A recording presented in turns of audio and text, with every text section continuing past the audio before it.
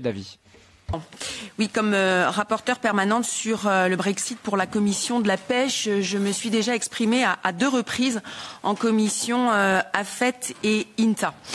Alors il y a une nouveauté, puisque le Royaume-Uni et l'Union européenne se sont réunis hier à Londres pour la première fois depuis le Brexit.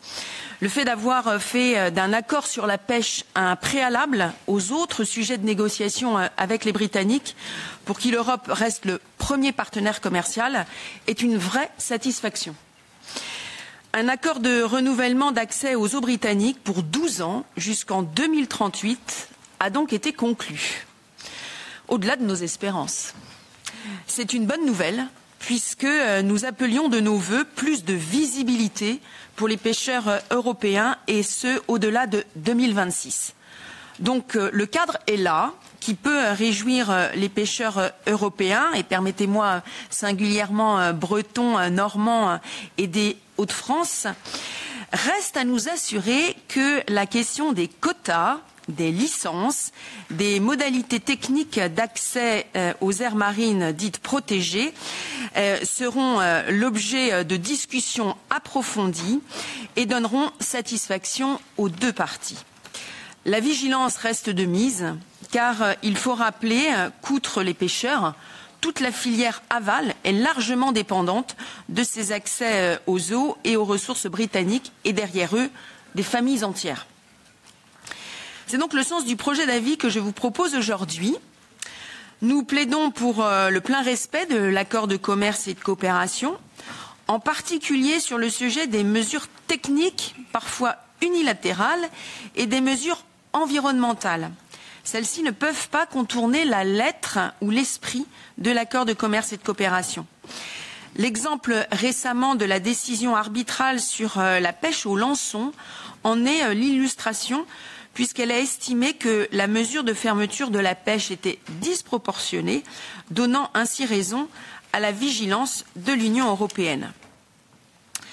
Nous demandons l'établissement d'un véritable plan de gestion de la Manche et de la mer du Nord qui définirait les droits et les devoirs de chacun.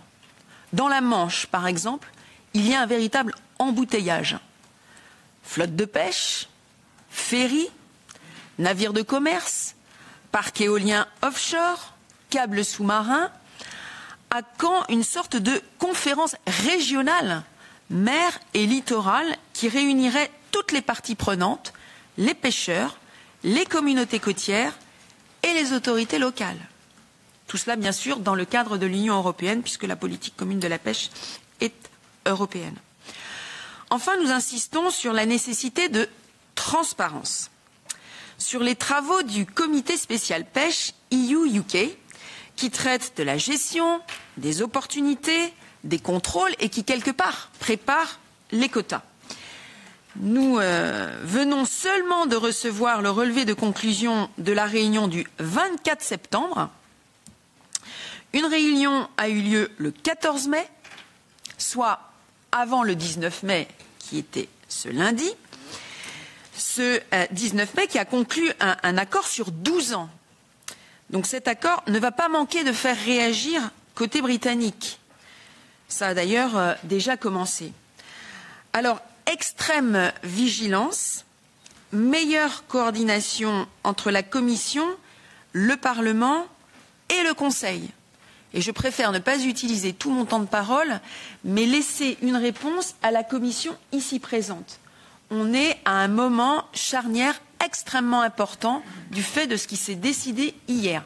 12 ans, certes visibilité, mais de quoi va-t-on parler?